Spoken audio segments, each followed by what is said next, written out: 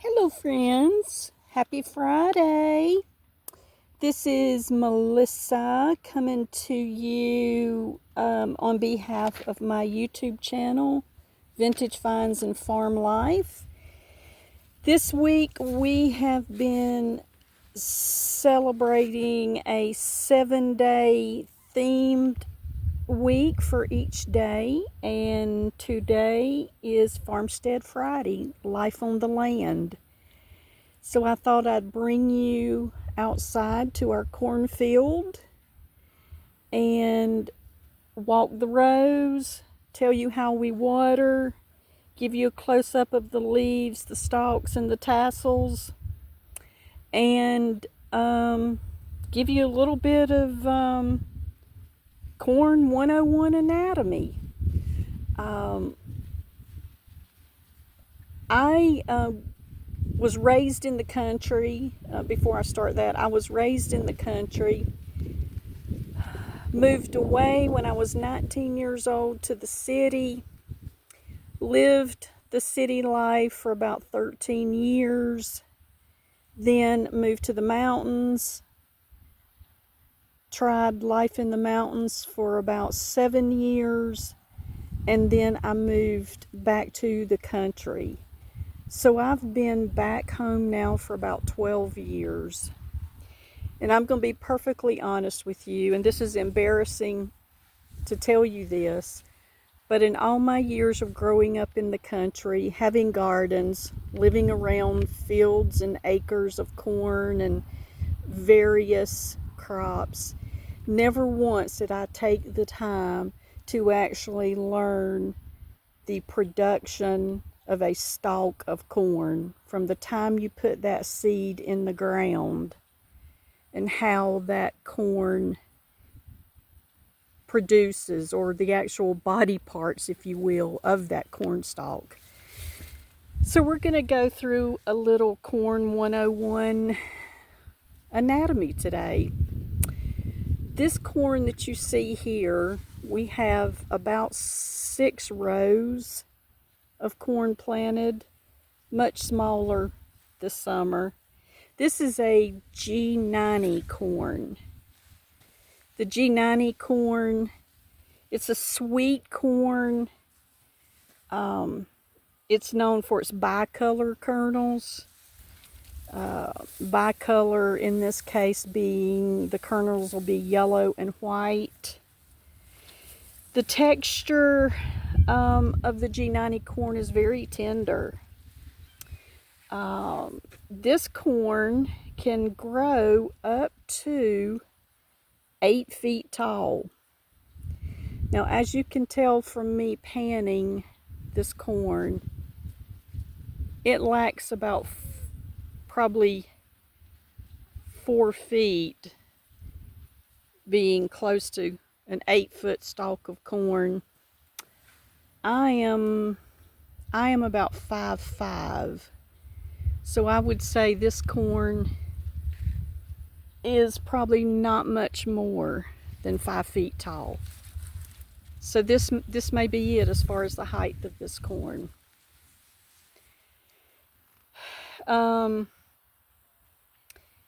The G90 corn can produce ears around 9 inches long and takes about 85 days to reach maturity. I'm not sure what day we put this seed in the ground. I had intended to mark that on my calendar. But 85 days maturity. And you'll be able to see as I go through the anatomy of it. We've got very, very few days left. So, did you know the tassel is actually the male flower of the corn plant? The tassel is the male flower. The silk is the female part of the corn. The silk is the female part of the corn. The tassels is the male flower of the corn. The tassels release the pollen, and peak pollen usually occurs in the early morning hours, usually between 9 and 11 a.m.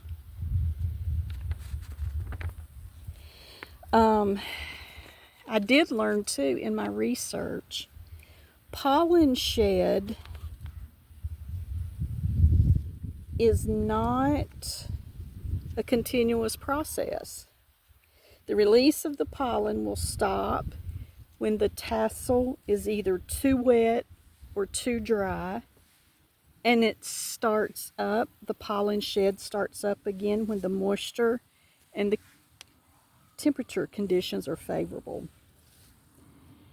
So obviously the tassel must have the ability to shed the pollen for pollination and ultimately give you your corn.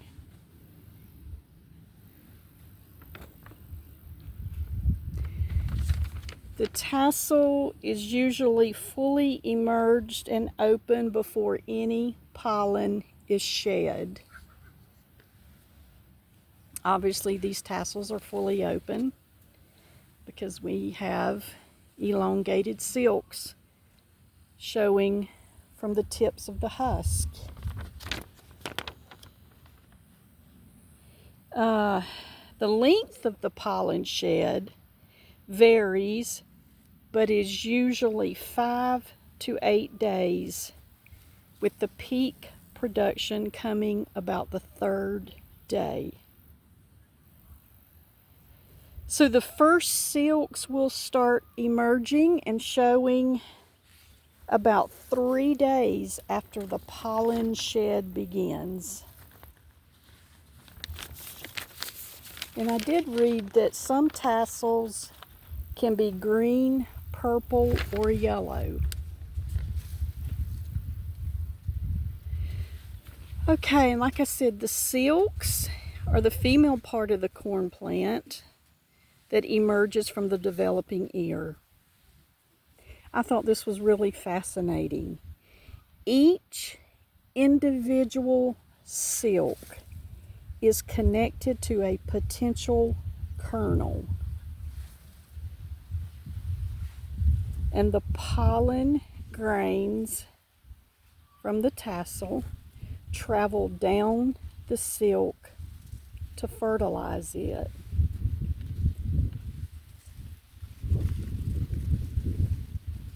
Thus, successful fertilization of a silk leads to the development of a kernel on the ear. Every potential kernel or ovule on an ear develops its own silk that must be pollinated for the ovary to be fertilized and develop into a kernel.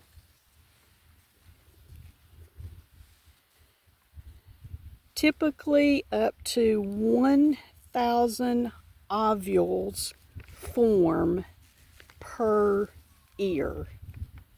That's a heck of a lot of ovaries.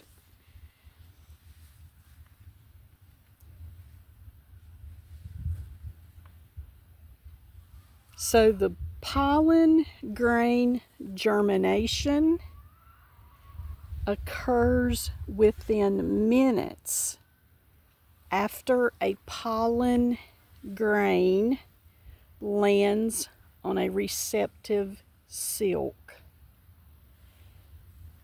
A pollen tube containing the male genetic material develops and grows inside the silk and fertilizes the ovary within 24 hours. Pollen grains can land and germinate anywhere along the length of an exposed silk.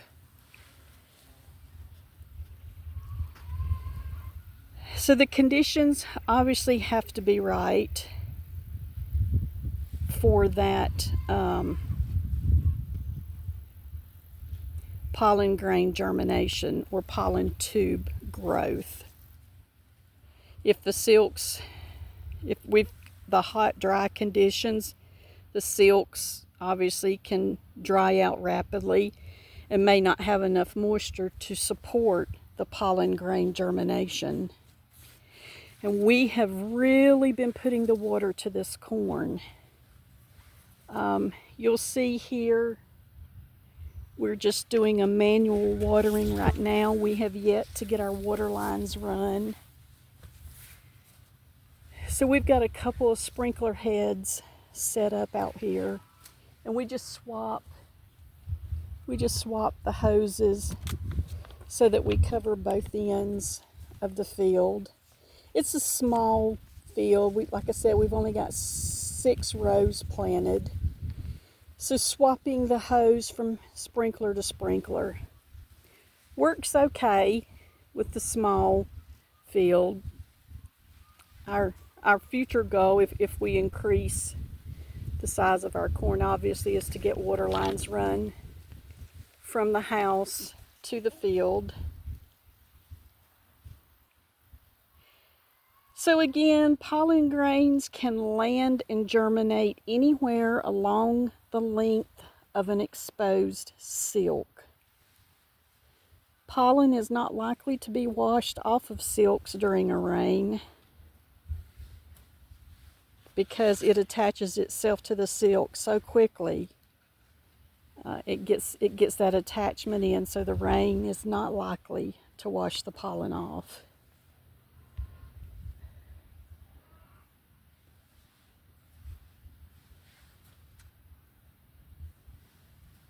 Silks will take 2 to 7 days to emerge.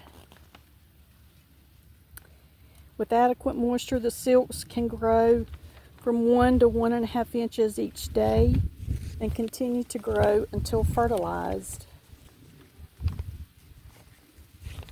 The ability of the silk to receive pollen generally exists up to 10 days after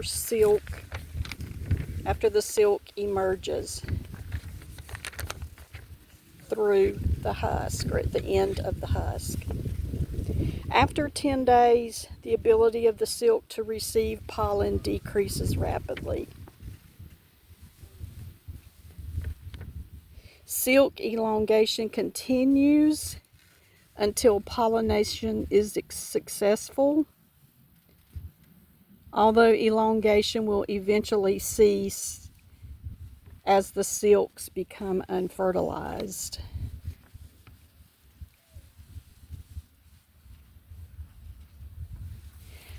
After fertilization, the silk detaches from the ear. The silks will turn brown after they are no longer needed for pollination. Here you can see that silk is starting to turn brown, but that ear of corn does not have many kernels in it whatsoever, so that's not a good sign.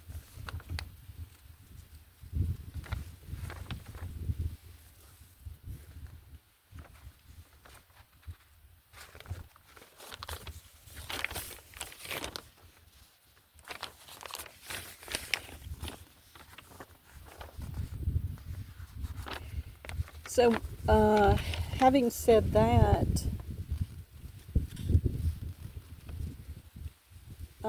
how you can check for pollination in the field, each potential kernel has a corresponding silk, as I mentioned. About 2 days after pollination, the silk will detach from the developing kernel. So what you do is you come out to the field and tear off one of the corn husks and gently shake the developing ear. Any silks that remain attached indicates that those embryos have not been pollinated. That was very interesting to me. Outside of the obvious visual, you can grab an ear of corn that you think might be of size and ready to harvest. Pull the shucks back, give it a shake. If all of the silks shake loose, then it's fully produced. If some of the silks are still attached to the kernels, then those were non-producing embryos in that silk. Isn't that just fascinating? Corn 101 anatomy.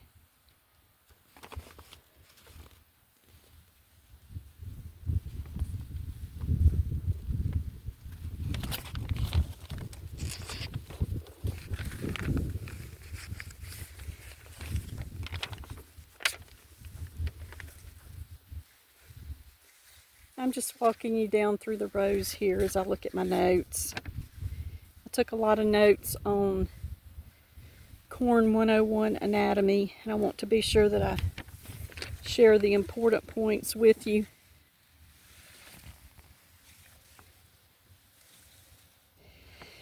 So as it relates to the, see here, you can see the tassels. That's a nice fully open tassel there. Then you move down the stalk. Move down the stalk.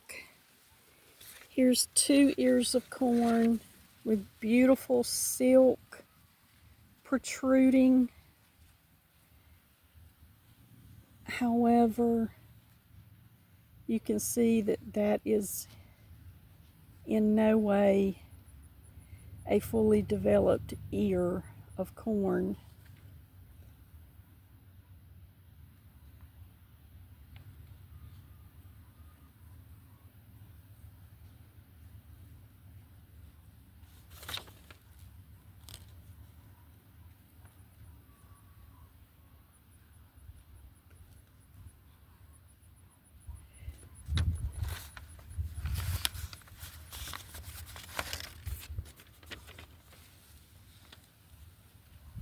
Let's see. Let's see, here's an example of a stalk that has a great looking tassel. Then you move down the skinny stalk, and there is no visible sign of a single ear beginning to produce on that stalk at all.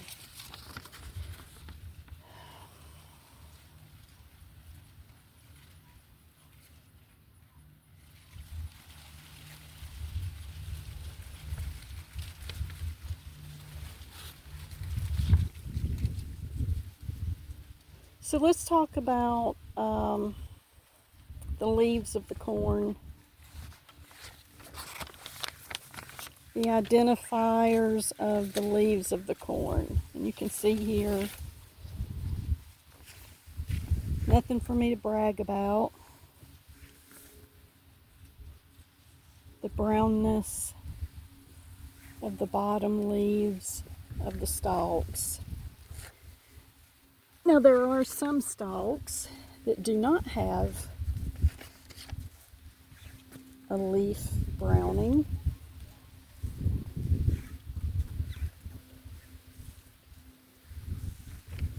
And here's an example. Well, we got some leaf browning at the bottom there on that one. So yellowing of the lower corn leaves just prior to or soon after pollination suggests that the plant roots do not have access to enough available nitrogen to meet the plant demands. Whether it's from an inadequate supply of available nitrogen or from a restricted root system caused by dry weather, heavy rootworm feeding, those kinds of things. Thus, us really keeping the water to the corn so that the nitrogen can travel and work its magic with the stalks.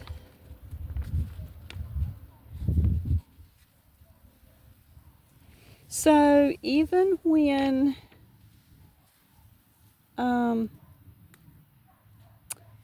adequate moisture is present, it says that the corn leaves may roll. This was really tripping me out here. So the reason that the corn leaves roll is to minimize the surface area exposed to the drier air, as well as to create a more humid environment inside the rolled leaf. Once the plant's ability to provide moisture meets or exceeds the plant's transpiration demands, the leaves will unroll, usually toward the evening hours on hot, windy days.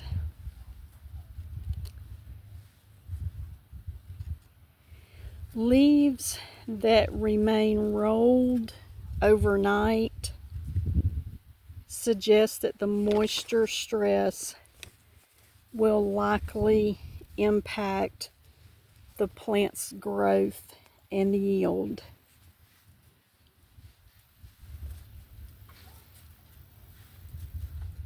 I'm going to be out here at night now checking for rolled leaves on my corn.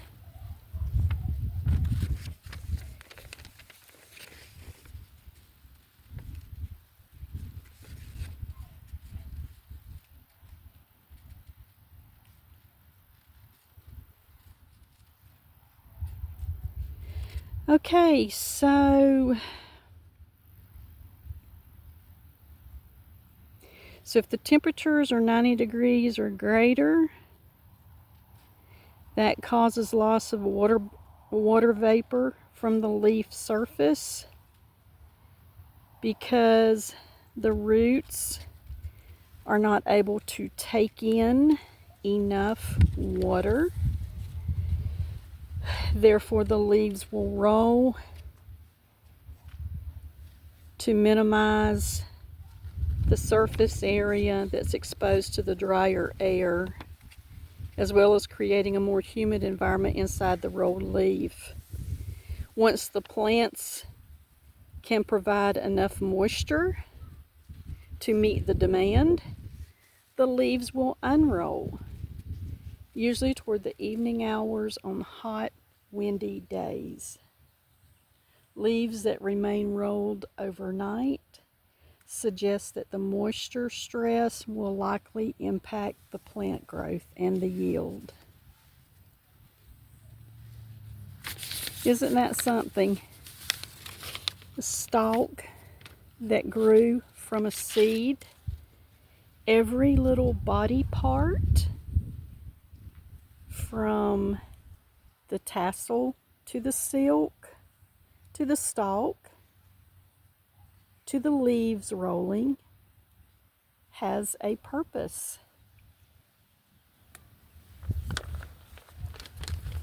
I just thought that that was so awesome.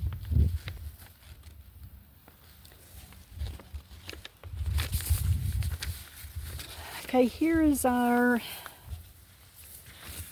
other sprinkler head that we've got set up to do the watering in the field. We have really been pouring the water to this corn in anticipation of having a successful crop to overcome the temperatures and the high humidity.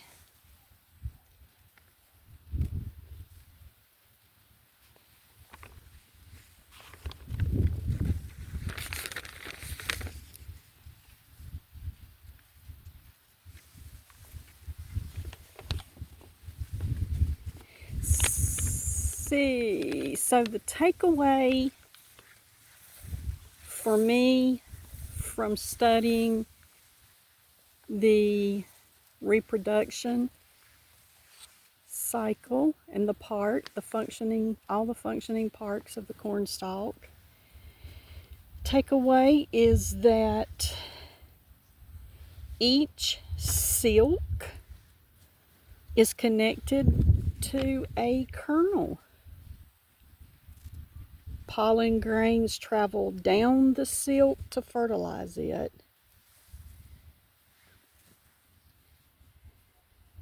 Every potential kernel or ovule on an ear develops its own silk that must be pollinated for the ovary,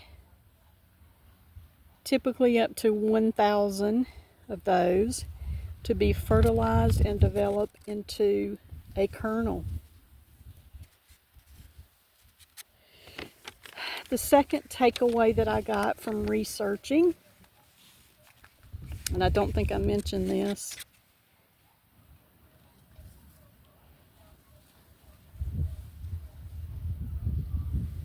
so what you have to do in your field is just scout your field for silk clippings. If you've got any silk clippings by insects, obviously that's not a good thing because it removes viable tissue, and those silks are needed to produce each kernel. But what that does is that also injures a certain length of the remaining silk.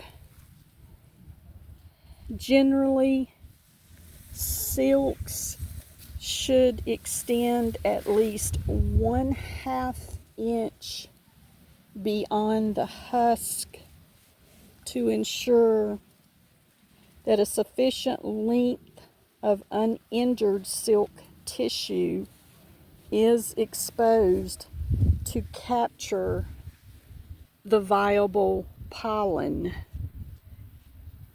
from the tassel. So that's takeaway number 2 for me.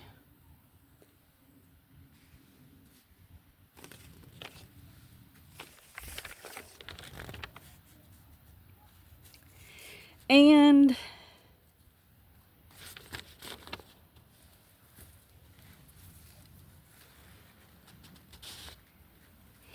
the takeaway number 3, the ability of the silk to receive pollen generally exists up to 10 days after the silk emerges. After 10 days, the ability of the silk to receive pollen decreases rapidly. Silk elongation, of course, continues until pollination is successful. And then elongation of the silk will eventually cease as unfertilized.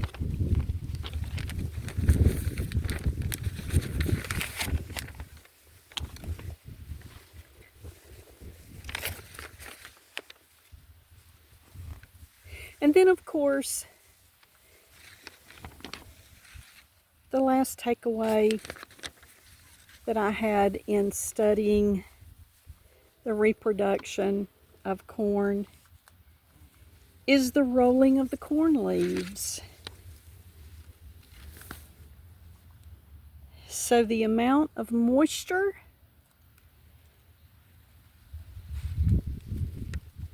dictates the rolling of the leaves. Again, if temperatures are high, usually 90 degrees or greater, it causes a loss of water vapor from the leaf surface, which exceeds the water uptake by the roots. The leaves roll to minimize the surface area exposed to the drier air, as well as to create a more humid environment inside the rolled leaf. Once the plant's ability to provide moisture meets or exceeds the demand, the leaves will then unroll, usually toward the evening hours. Leaves that remain rolled overnight suggest that the moisture stress will likely impact the plant growth and the yield. So there you have it. Corn, anatomy, reproduction 101.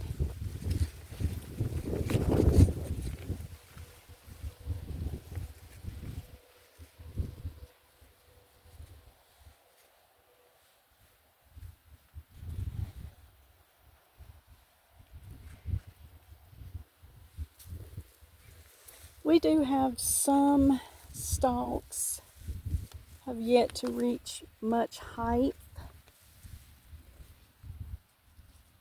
have some discoloration of the leaves with no sign of an ear.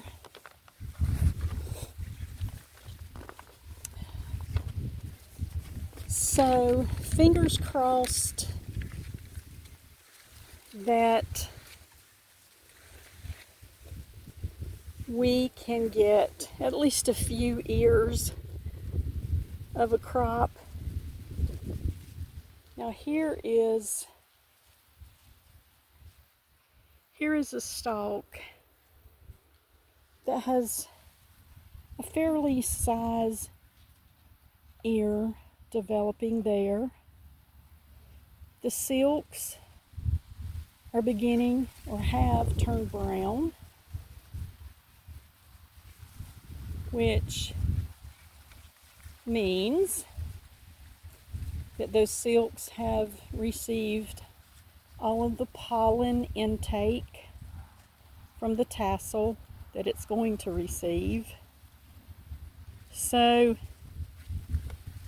I should probably be pulling that ear, pulling the husk back and giving it a shake to see if there are any silks that are still attached to the kernel, to the ear, or if these silks all shake loose.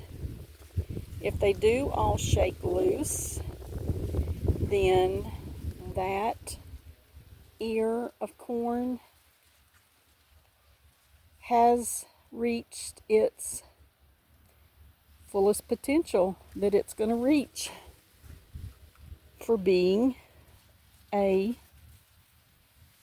ear of corn. Anyway, folks, hope you enjoyed this little introduction to our Life on the Land themed Friday.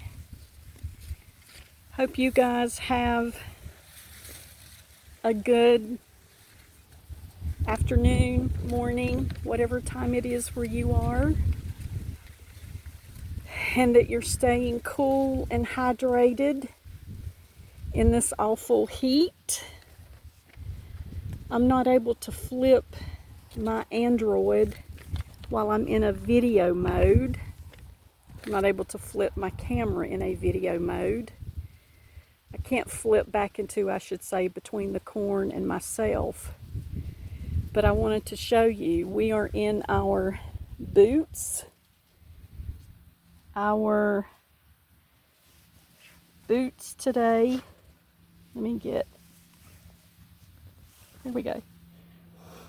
You never know what you're going to encounter on the day in the life of a farm. Whether it's mud, whether it's grass, whether it's snakes, we are prepared. So anyway, you guys have a great day. Appreciate you. And if you haven't yet, please go subscribe to my YouTube channel, Vintage Finds and Farm Life.